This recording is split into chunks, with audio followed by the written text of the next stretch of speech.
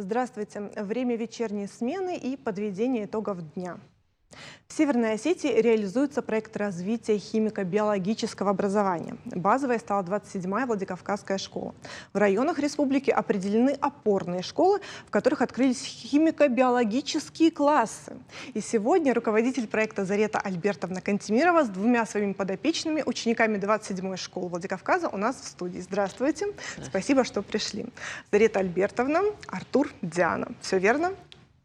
Зарета Альбертовна, пока ваши подопечные осваиваются, давайте с вами поговорим о самом проекте, что он из себя представляет и как давно реализуется у нас в республике. Ну, нужно сказать, что этот проект, он, конечно, назревшая необходимость, потому что на сегодняшний день это не только у нас в регионе, это по всей стране необходимы высокопрофессиональные кадры. И кадры в области медицины, и сейчас вы видите, что современная необходимость появилась в высококвалифицированных научных кадрах.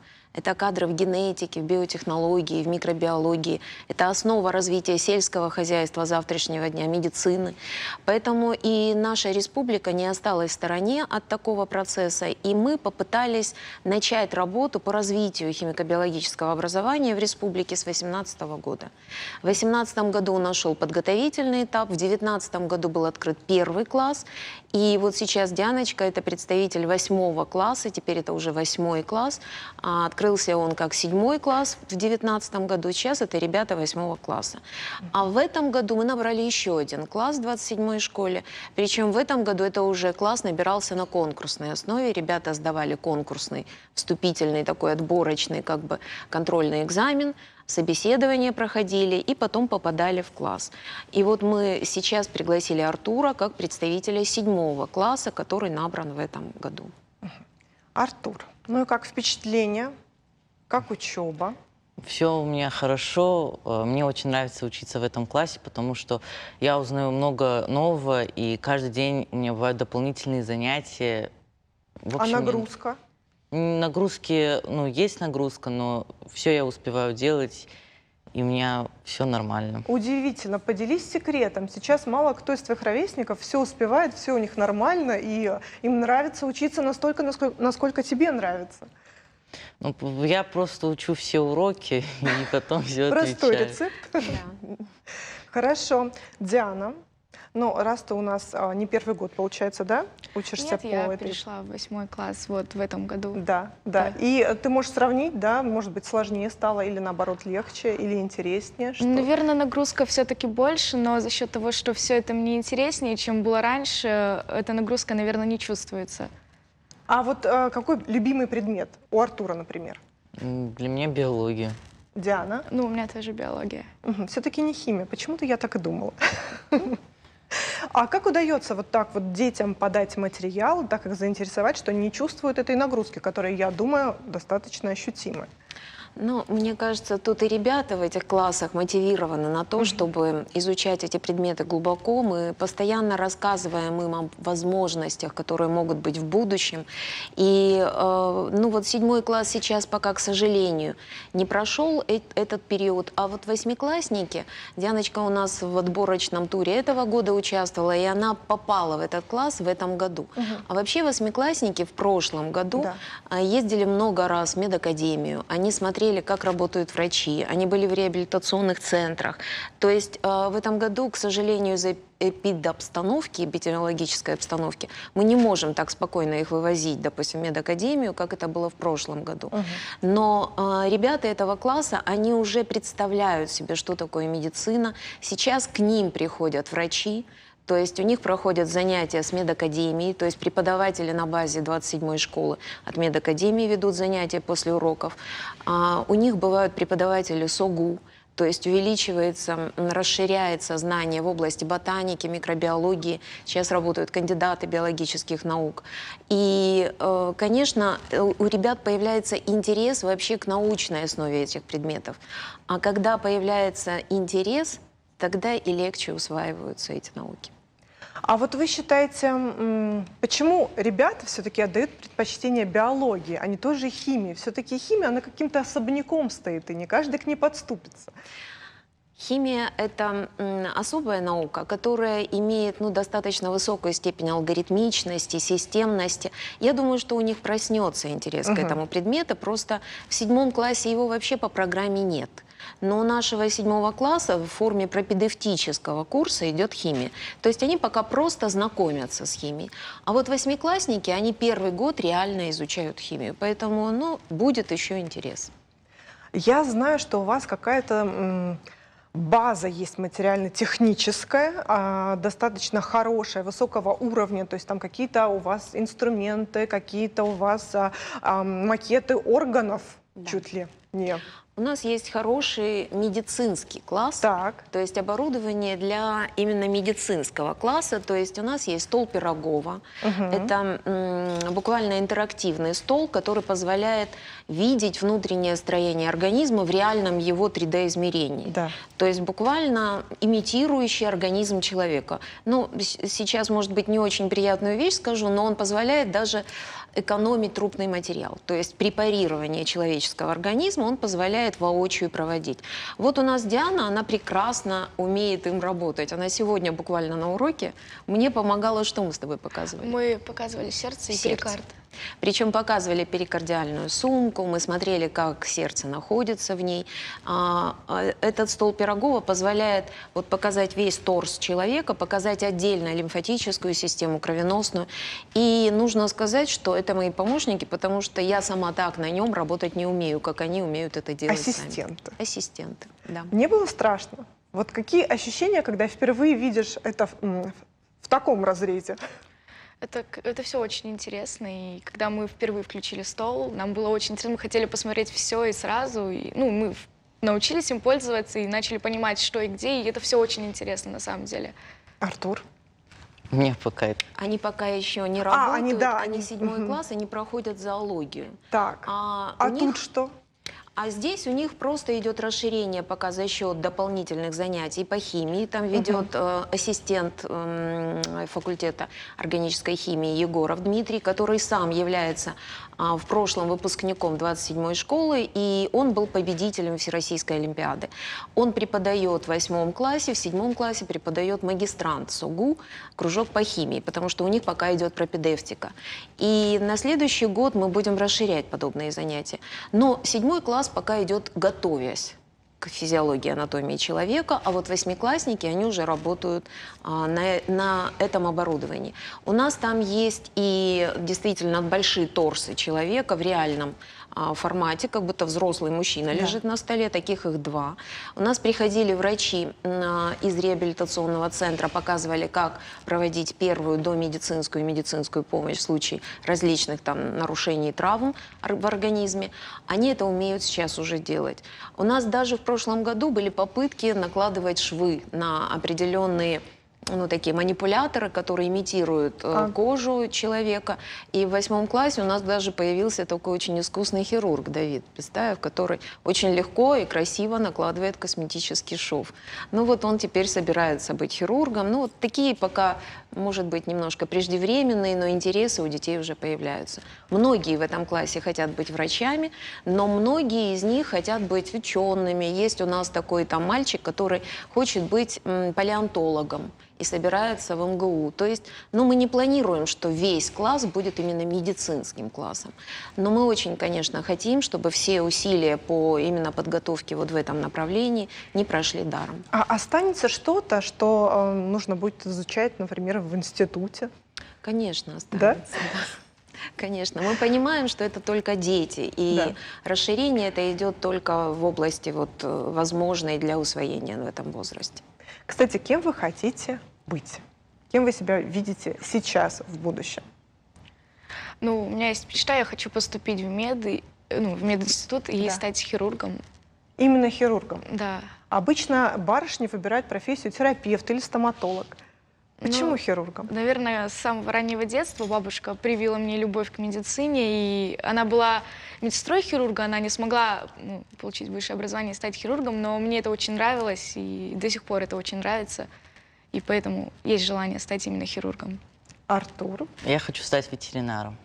Мне очень сильно нравятся животные, потому что мне хочется помогать им. И с самого раннего детства я читал книги про животных, увлекался ими.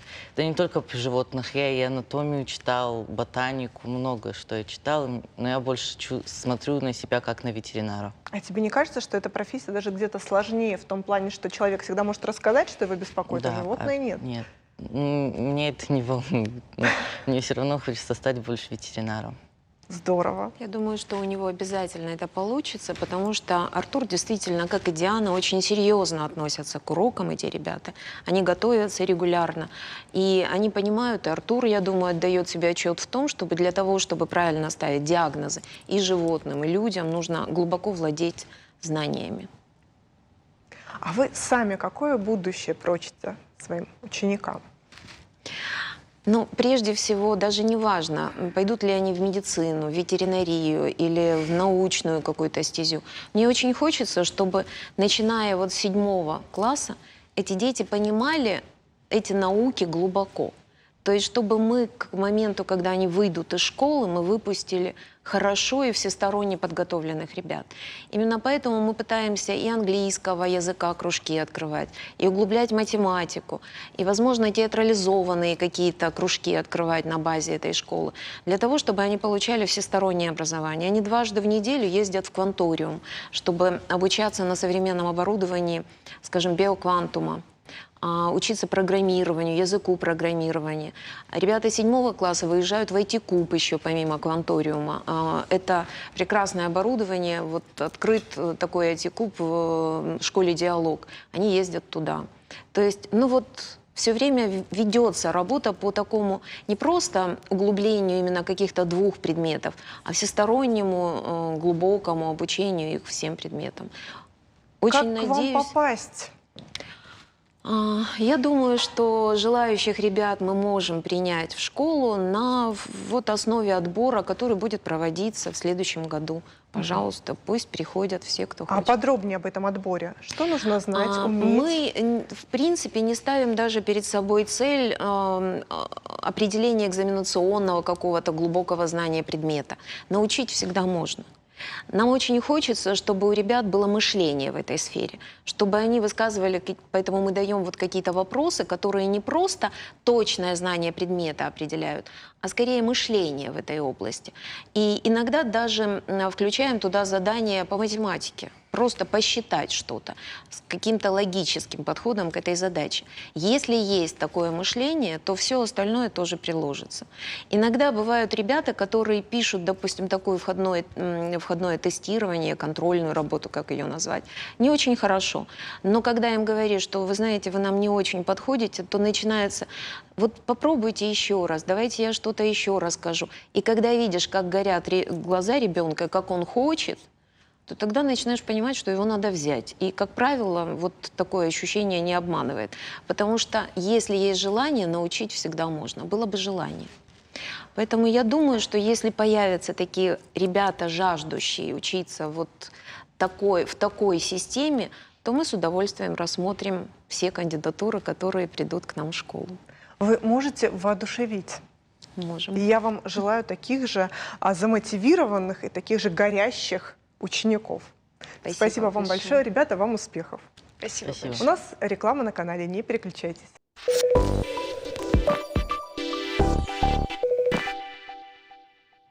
Михаил Дзбоев – один из ведущих скульпторов Северной Осетии.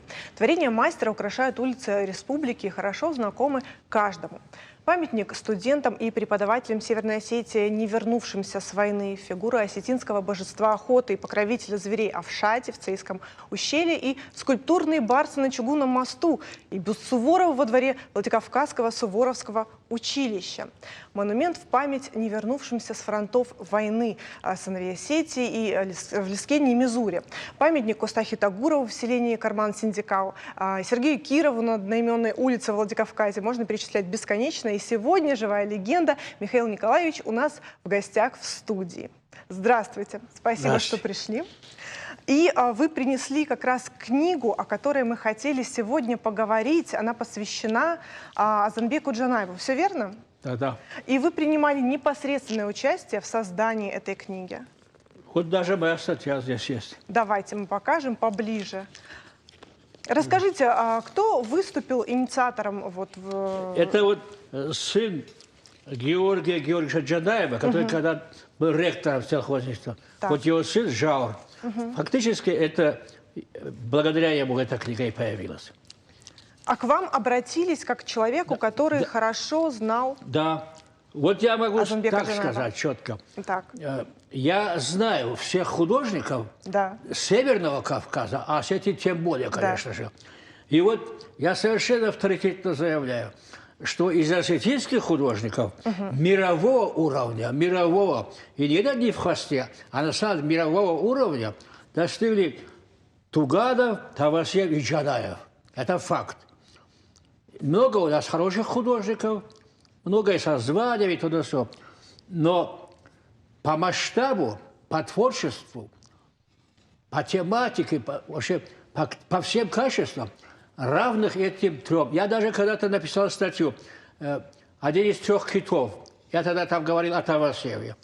Я называю 3 китами Туганова, Тавасьева и Джанаева. Да. Мне, слава Богу, повезло лично знать 2 из них. Тавасьева и Джанаева. Тавасьева я в Москве, он в Москве мастерскую имел.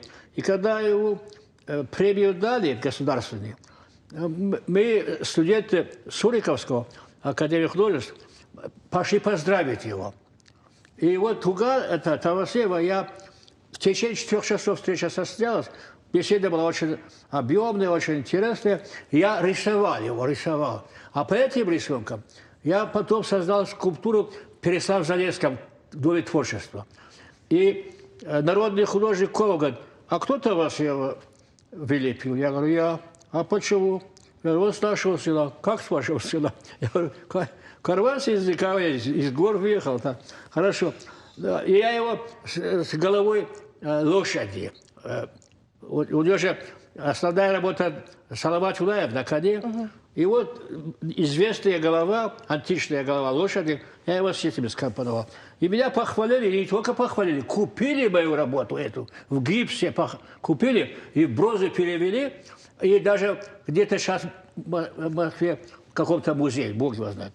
Но когда я вернулся сюда, я считаю, что мне в жизни повезло. Я четко осознаю, что знакомство с Джанаевым и дружба с ним, и вот наши взаимоотношения меня как бы на какие-то этапы подвигали. Это очень серьезный момент. Я вот сейчас мысленно представить, что я Джанаева не знал. Мне кажется, я бы выглядел очень худо. Но благодаря Джанаеву я считаю, что и позиции моей жизненные, и творческие, и всяческие, я, как правило, часто показывал свои задумки ему. И он меня обычно, он много наговорил, он мне руку положит, хвалит и улыбнется, и уйдет. Это большая похвала для меня, это как государственная премия. Не ругал? Джанаев, и я вот себе небольшой плюс ставлю, как я в его судьбе какую-то роль сыграл. Что именно имеется в виду? Вот было время, когда правительство нам говорят: дайте нам одного человека на Костаевскую премию. И расширили правление, собрались, много собралось. И кто говорит того, кто говорит этого, кто... В общем так, я слушаю. И слава Богу, там Гасиев Умар, он меня сильно поддержал. Известный монументалист и так далее, настоящий художник. И вот я говорю: вы что, вы каждого предлагаете лауреата Кошта, а о Джанаеве даже никто и не подумает. Я говорю: как вы думаете? Мы все в ученики ему не годимся еще. Мы все перед ним, мы около него. Это гора, это большое, величина большая. И, короче говоря, мое предложение четко прошло. Четко. И у него любая работа давно должна была быть Костаевская премия. Но так получалось, бытовые сцены всякие. И вот во главу угла работу выставили горцы у Ленина. Вот сельхозный институт я его заказал. Это шедевральная вещь. Там образы, там и композиция. Но это все так. Но Джанаев в своих работах по нашим сказаниям и так далее, это шедевр. Давайте сейчас попросим режиссеров запустить, да, картинку, чтобы вы говорили и Пусть покажет. предметно уже, Пусть да, покажет, чтобы да. вдруг кто не видел его работ. Может быть, Может, есть не таких видел. пара-тройка человек. Да. Вы говорили, что он вас хвалил. Иногда бывало. А не ругал? Я того не помню. Не помню. Он прихаживал ко мне в мастерскую Да. И молча, что такое, так где-то улыбнется, где-то что. И он к себе тоже в мастерскую приглашал. А вот между вами эта разница, между вами практически 20 лет. Да. Это ощущалось вот вами? Ну, я как младший старался, ну, как старого колледжа. Я старался, чтобы он даже ко мне не успел обратиться. Я сам предлагал свои возможные услуги, Да. которые были. Я считаю, что мне, еще раз повторяю, мне повезло в жизни, что я знал такого. Это в нем вся академия художеств. И слава Богу, мои педагоги знали о нем, и о нем всегда говорили на высоких тонах. Мои педагоги в Академии художеств, они о нем говорили высоко. Еще даже интересный факт. Вот нам известны баталисты, Авилова, там, Савокиш и так далее. Когда он заканчивал, эти люди были в худсовете, это в комиссии по диплому. И они говорят, что рождается баталист высшей категории. Так и оказалось. И далее даже дипломную работу закупили в Третьяковскую галерею. Это гениальное явление. Джанаев – гениальное явление. И вот что бы я хотел сейчас сказать. Да. Мы перед ним, как бы, мы обязаны, что ли. И вот у нас есть много памятников. Вот там тому Щека есть, и Вахтангову есть, и так далее. Но Джанаев по всем параметрам, по всем, его вклад огромный. Один фильм, сам один, как-то помогали ему, но это детище его. Российская легенда прошла по всему по Союзу, и триумфально. Это не каждому дано. Киностудия, чуть ему помогали, конечно. Иногда я тоже помогал в чем-то. Но Джанаев величина великая, и слава Богу, что я его знал. Для себя я так рассуждаю. И я его принципы проповедую. И да, вот я где-то себя... Вот я уже сказал, как насчет Кустаевской премии, как получилось. Да. А вот я хочу теперь сказать, как народного художника. Я был членом правления и парторгом. И ко мне секретарша подходит, тебе в правление зовут. Я пошел, в чем дело? Подпиши документы. 2 человека, я их уважаю.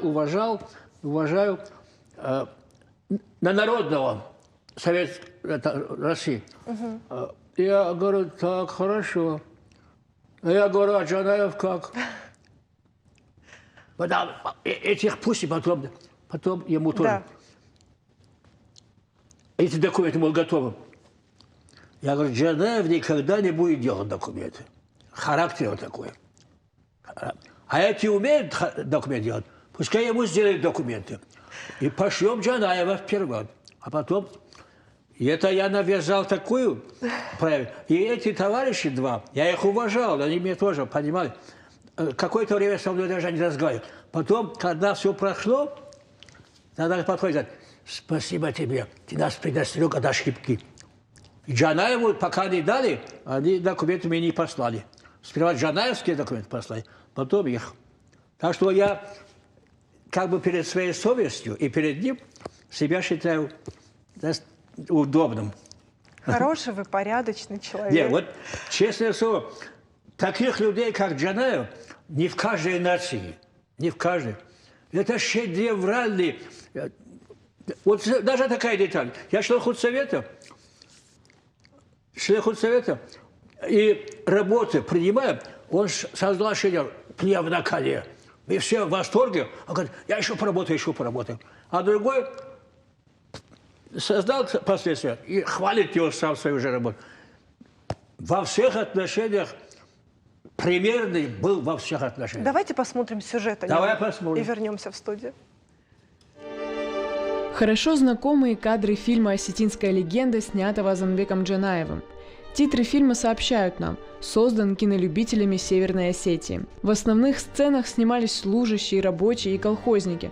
Такого еще не было. Впервые в истории любительское кино выпустили во всесоюзный прокат. Сам Озанбек Джанаев был и сценаристом, и режиссером, и даже оператором фильма. Однако многим он известен прежде всего как художник. Кино же позволило Озанбеку Джанаеву оживить героев своих полотен. Озанбек Джанаев для нас знаковая фигура в истории Осетии, изобразительного искусства. И, знаете, вот совпало очень много факторов, которые нужны для творческого человека. Он, во-первых, талантливый, это ему природа дала. Он с огромным желанием работал, это второе. К сожалению, у него не было семьи, но, к счастью, для искусства, для творчества это хорошо. Он жил именно творчеством, жил в мастерской, творил. Озанбек Джанаев жил и творил в середине 20 века. Само время диктовало художнику мотивы. Полотна Озанбека Джанаева проникнуты чувством глубокого патриотизма. Он в своей жизни видел очень многого. И голод, холод, как говорится, войну прошел. И вот эти впечатления яркие, они нужны для художника, для творца. Он не может обманывать. Все, что он делает, это искренне, это от души. Как любой человек, прошедший войну, Озанбек Джанаев не рассказывал о том, с чем столкнулся на фронте. Но все увиденное, героизм и мужество народа, он перенес на свой холст. Это позволило художнику в иллюстрациях нардского эпоса создать образы, полные величия и гордости. Писатель и публицист Герман Гудиев писал: «История осетинской живописи и графики знает два имени, воссоздавших в зрительных образах нартовский эпос, как никто другой. Это Махарбек Туганов и Озанбек Джанаев. Туганов дал основу, несущую конструкцию, дух. Джанаев наполнил эпос плотью». Наталья Адырхаева, Александр Будаев, Сослан Кумаев, телекомпания «Осетия». Ну как вам сюжет? Вы Это невероятно. углубились, да, в эту картинку? посмотри, Какие-то воспоминания я Вот вижу. даже о его скромности, Вот смотри, пожалуйста, я член закупочной комиссии для музея картины покупаю. И один график, 6 листов, это тоже 6 листов выставили. И размер должен быть такой-то. И на этой основе цену ему 270 рублей за лист, и ему 270 за лист. А я самый молодой был, это, закупочной комиссии. И последнее заседание идет, и кто-то говорит, обоим по 270 за каждый лист. И вот голосует. Я говорю, а можно сказать слово мне, молодому человеку? Я говорю, когда-то наш протокол прочитает кто-то и скажет, тогда жили два великих графика в Осетии, такой и такой. А цена работы были одинаковые. Я говорю, надо добавить Джанаеву. Это о чем мы тут толкуем? И тогда они говорят, ой, спасибо Збоеву, он нас перестрел от ошибки. Добавить надо. И говорит, 280 ему добавить. Я тогда без всякого разрешения вскочил, говорю, я что, из-за 10 рублей митинговал здесь? Это шедевр. Каждый лист стоит куда больше. Короче, я дело кончилось с тем, что ему сделали 3 раза больше. И когда теперь по скромности, когда получал деньги, он же знал уже установка. И бухгалтер говорит, он, говорит, отказывался, говорит, вы, говорит, ошиблись. Лишнее, да? Ошиблись.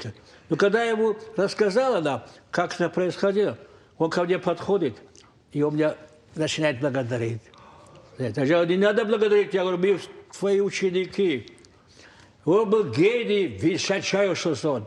Никакого прибавления. Я еще раз говорю, там и Булгакову у нас есть памятник, там и Вахтангову, там и Шекая есть памятник. Туда-сюда. Туганову.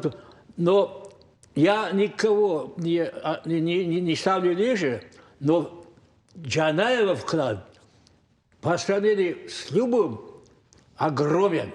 Создается впечатление, что он был до крайности скромный человек. Невероятно, невероятно. А с чем это связано? Это вот какое-то Характер его. воспитание из семьи шло, Характер или его такой, время характер. воспитало его Да. таким? Короче говоря, я вот хочу использовать вот свое присутствие здесь. Да. И я призываю, чтобы и руководство, и все, от кого зависит, прониклись тем понятием, что Джанаеву надо поставить памятник здесь.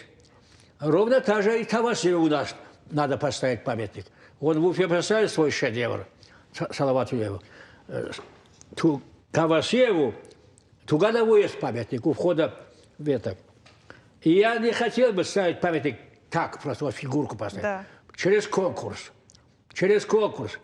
Я знаю творчество Джанаева, и чтобы в этом памятнике чувствовалось его творчество. Вы сами хотели бы создать этот памятник? Нет, я или вы хочу только- хотите быть я- куратором? У меня даже уже варианты есть. Да? Но это не означает, что я кого-то оттесняю. По конкурсу пускай выиграет кто хочет, кто сможет. Да. Но такой конкурс надо объявить. Тавасиеву и Джанаеву надо поставить памятники через конкурс. А так у меня есть варианты. У вас уже картинка У в меня голове. есть это. Мне же даже купили одну по Тавасиеву.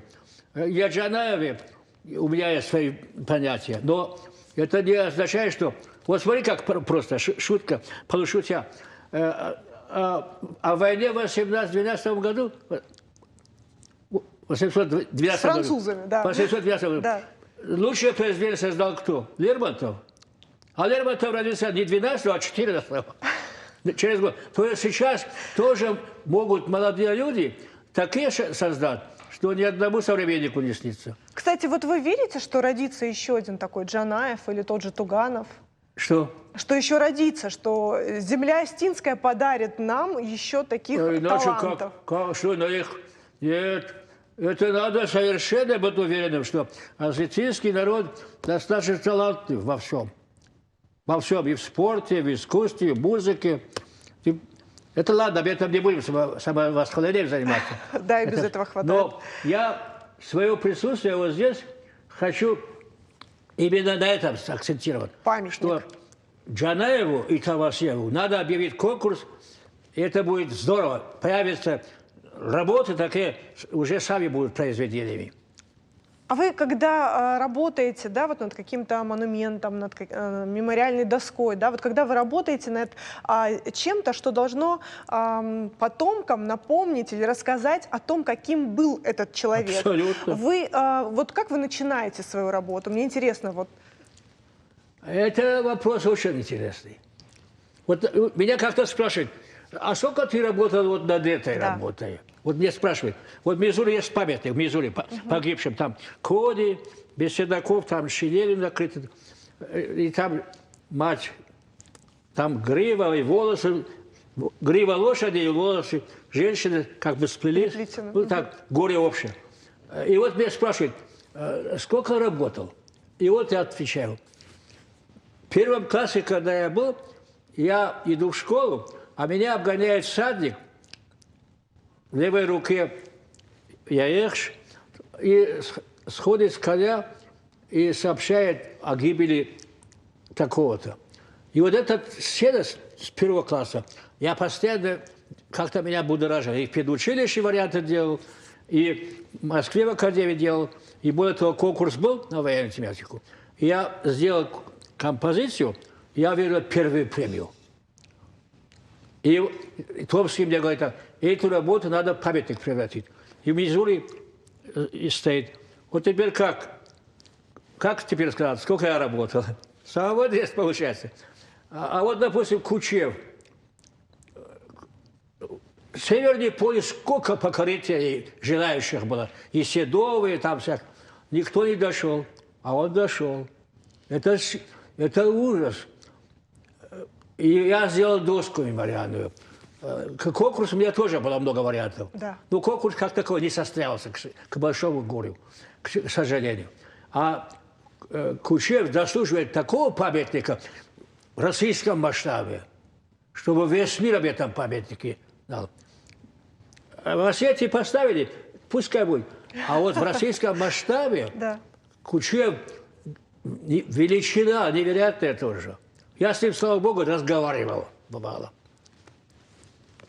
А как вы думаете, обязательно знать человека для того, чтобы создать вот этот памятник? Лично Вот, допустим, знать вот его? сейчас идет конкурс Да. Абаев вошел. Да. Мне, слава богу, повезло. Он у меня в мастерской раза 2 был. Он видел мою работу в чате. Я его сильно похвалил. И он мне даже письмо написал из Москвы с хвалебным текстом. А на Фиджусу это письмо внес в свою книгу, письмо вашего Абаева. И вот я вашего знал, и более того, даже, это, конечно, неприятно, но я даже посмертную маску с него снимал. То есть я вошел и живого, и мертвого, и так далее. И теперь я участвую. И кто такой вошел в мое сознание? Это целая гора, это вершина. Это огромная величина. Он один создал столько, что целый институт за такое время не мог бы создать. Вот эту энциклопедию. Я участвую. Я хочу, чтобы в моей работе зритель почувствовал эту величину, эту огромную величину. Это удивительное явление. Это удивительное. Вот смотрите даже гражданская позиция. Вот смотри, вот как Джанаев мне близок. Да. Вот его учитель Мар был, его выступали против и так далее. Только один Абаев защищал своего педагога, своего учителя. Это личность. Это не просто талантливый ученый, он еще и гражданин, мощнейший. Это мне импонирует. И я вот участвую, и я стараюсь, чтобы эта мощь читалась, чтобы зритель не просто вот так стоит Абаев в костюме европейском с палкой, а чтобы дух его читался. Вот я хочу это. Насколько это у меня получится, посмотрим. Насколько его жюри поймет, тоже посмотрим. Но это не важно. Скажите, а вот в вашей книге, давайте вернемся все-таки к ней, вы вспоминаете Озанбека Джанаева, вскользь, может быть, пару фраз о том, что вы там вспоминаете, вот что врезалось вам в память касаемо этой Вот здесь, личности, этого человека? Вот я все что-то напишу. Да? Вот я один абзац прочитаю, да? Конечно. Еще участвуя в стенах Академии, я показывал его работу одному из ведущих искусствоведов страны Юрию Дмитриевичу Хлопинскому, хорошо знакомому с нашим краем. Он здесь бывал. Мы Близки. дружили. А он о Джанаеве сказал буквально следующее. Нам всем известны баталисты Самокиш, Греков, Вавилов и многие другие. Джанаев не то чтобы на их уровне, а просто своей виртуозностью во многом отличается от них. Легкость рисунка, композиции, многофигурные произведения просто восхищают. Ему нужен достойный его искусства искусствовед. Это говорит доктор искусствоведения Юрий Дмитриевич. Когда знали, что я отсюда, они, ой, ты оттуда, откуда Джанаев. Это велико, это обязывает. Вот он меня как бы подпитывал. Стараться соответствовать. И мне вот, когда обратились ко мне вот в книгу что-то, я этого очень сильно обрадовался. А вот чему он вас, знаете, такое, что ли, правило жизненное, чему он вас научил? Вот если одно что-то назвать, сказать? Работая над любой вещью, чтобы никогда не было стыдно, не доработал что-то, не додумал что-то. Вот смотри, вот простая вещь. В медицинском институте, я памятник сделал погибшим, да? И это после того, как в университете открыли памятник, в 1982 открыли, и Степанов ко мне присылает своих сотрудников, вот так и так. Я варианты делаю, Степанов говорит, хороший вариант, давай ставить. Я еще не исчерпал себя. Я говорю, я сделал 9 вариантов. И я Веру Александровну Ревазову пригласил к себе. Она медсестрой, там, санитаркой во время войны была. И я ей не показываю работу, а я просто расскажи мне что-нибудь. Так.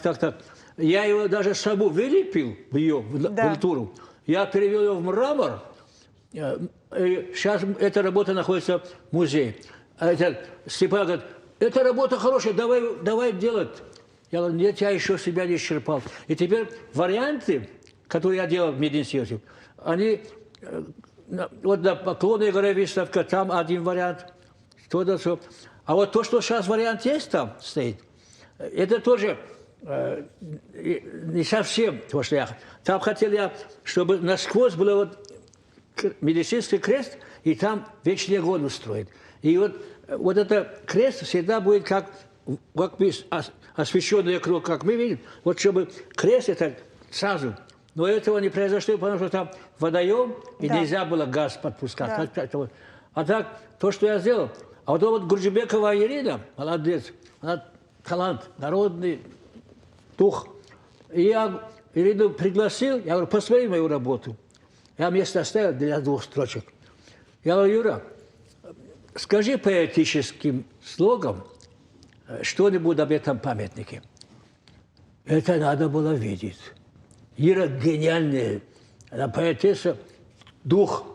И она шепотом что-то говорит, а я записываю, так сзади я стал и на бумаге, на картоне. И говорит, клятве Родине, клятве Гиппократа навсегда остались верны, и величие белого халата пронесет через черный ад войны. Я говорю, Ира, все. И она говорит, да я сама больше ничего не смогу. Прекрасные слова. Они усиливают динамизм этой композиции, этой скульптуры. Я когда-то открыл работу и показываю Вере Александровне, ой, как здорово, вот так и бывало иногда. Ящики из-под патронов раз превращали в лежанку и так делали операцию. И даже бывали, операцию ведут, а в это время снаряд попадает, и хирург погибает. И раненый уже ему как-то сочувствует. Все это я изучал, много читал, и сейчас мне никто не скажет, не доработал. Меня иногда и приглашают там, один раз меня пригласили, медакари, и всякие хвалебные речи, какую-то грамоту, и даже конверт там положили. Так что... Я должна сказать, что вот как вас вдохновляли эти люди, в том числе Озанбек Джанаев, так и вы вдохновляете нас. И спасибо вам за это. Не знаю, как я кого вдохновляю, но я горжусь тем, что я в течение 35 лет в училище работал, и мои ученики сейчас заслуженные художники. Кто бы сомневался. Спасибо вам за это большое. И здоровья Я вам. хочу вам спасибо сказать. Мне дали возможность сказать о нем, о Джанаеве. Спасибо вам. Благодарю вас. Спасибо. Ну, наверное, будем прощаться. Это все на сегодня. Время вечерней смены подошло к концу. И я, как и прежде, желаю нам с вами здоровья. Всего доброго. Спасибо.